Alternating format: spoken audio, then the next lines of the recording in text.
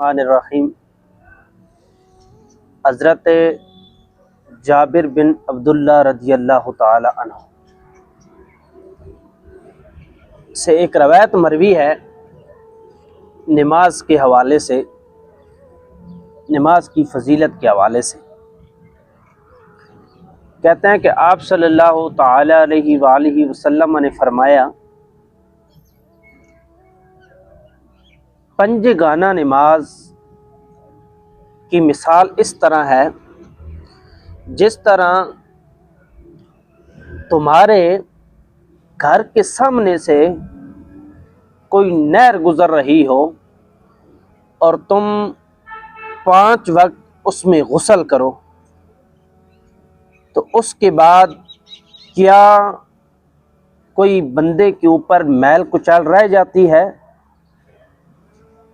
تو بالکل نہیں، کیونکہ 1 مرتبہ نہیں، 2 مرتبہ نہیں، 5 مرتبہ بندہ دن کو اس نہر میں غسل کرتا ہے، تو اس غسل کی وجہ سے بندے کے اوپر کوئی میل کچال نہیں رہتی۔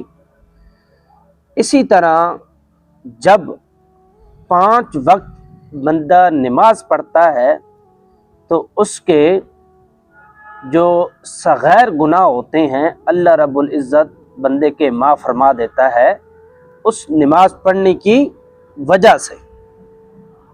ایک اور حدیث مبارکہ ہے، حضرت ابو ہریرہ رضی اللہ تعالی عنہ سے مروی ہے، فرماتے ہیں کہ رسول اکرم صلی اللہ تعالی علیہ وآلہ وسلم نے مجھ سے کہا کہ تمہارے پیٹ میں درد ہے؟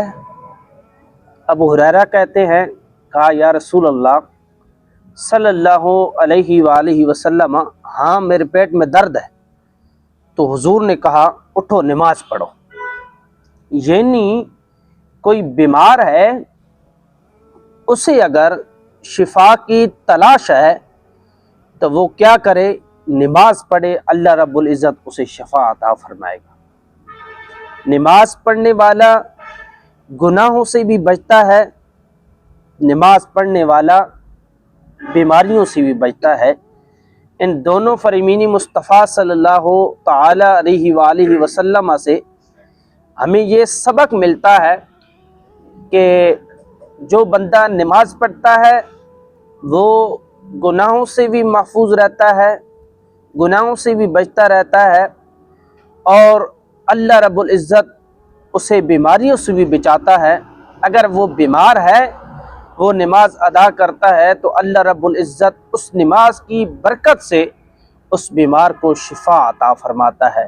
دعا گو ہوں اللہ رب العزت ہم سب کو 5 وقت باجماعت نماز ادا کرنے کی توفیق عطا فرمائے اور ان باتوں پر عمل پیرا ہونے کی توفیق عطا فرمائے۔